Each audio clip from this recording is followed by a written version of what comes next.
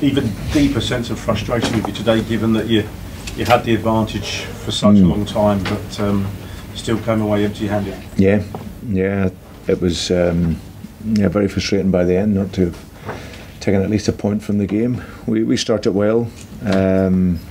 Warriors obviously had to make a good save early on, but apart from that, we looked our threat in the game. We had a really good chance.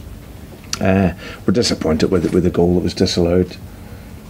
You know, it's the cross into the box. The keeper, I think, has made a mistake in his timing to come for it. Have you watched the actual the whole move? Barnes there, and then he steps out and he's jumping to head. It was a great header. So for that to be disallowed, we're disappointed. I think we went to sleep at the beginning of the second half. We were just too passive. We let them play through too easy, and then we didn't press the shot on the edge of the box. So you go behind, and in a game against 10 men, it can be really difficult. But in fairness to the players, we kept going. The spirit was really good. We created opportunities. You know, there's no doubt that we should have at least taken a point from the game. Got 3 1-on-1s. We got other opportunities. We had the bar, and then we play how you should play against 10 men and stretch the pitch, but have your numbers inside and press the game. So frustrating by the end not to have taken something, but lots of really good moments in the game for us. And may I ask you on a sort of separate issue? Story about Wesley Fofana seems to be gathering pace. That a deal has been agreed. I was wondering if you can update us on that at all, please. Yeah, I don't have anything. In all honesty, I've got nothing to add to that. I think if there is anything, I'm sure the club will announce anything. Are we safe to assume though that he's probably played his last game for Leicester? We shall see. Okay. That's not really helping me, unfortunately. No, absolutely. It's a good question.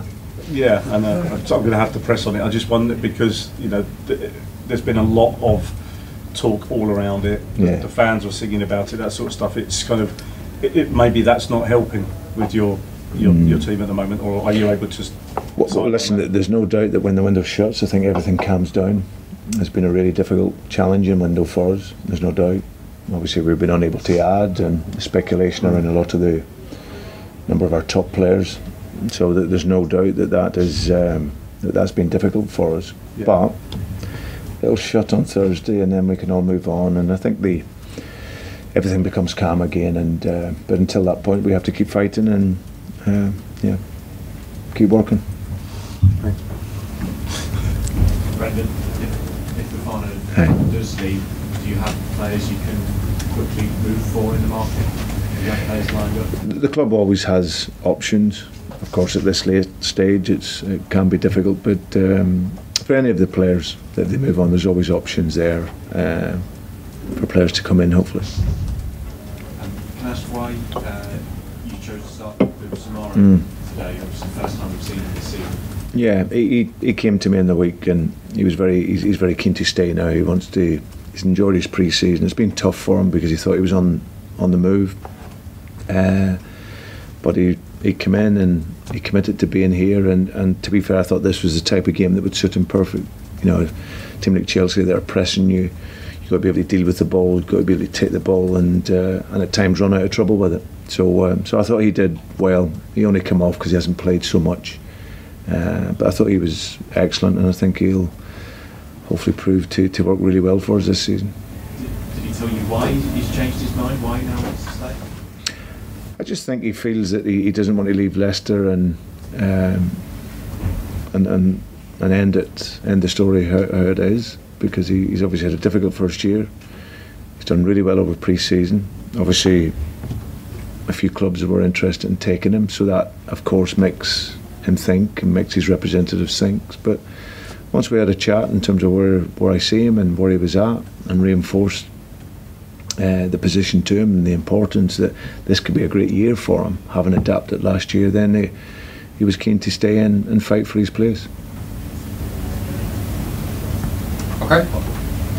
I'll ask another one if you want to. Is there obviously we saw when you first full season here, you had Johnny and Cags as a kind of stable partnership at the centre back. Is there anything that Daniel offers you that is keeping Cags out of the team at the minute? Is there a difference between the two players?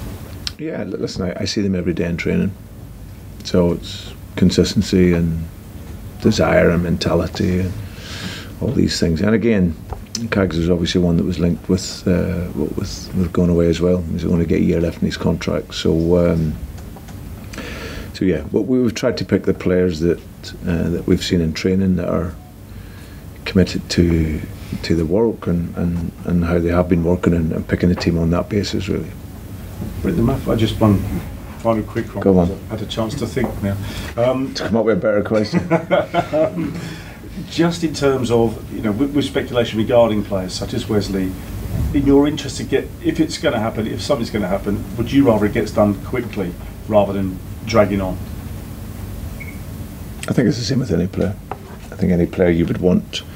For me, if they decide that they want to move and they want to, they see the future elsewhere. For me, it's always better to have it done as quick as you possibly can.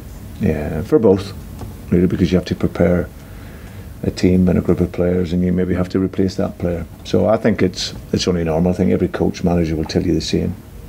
I don't think it benefits anyone really if it drags on and drags on. So, but we'll see. We'll see what happens over the weekend.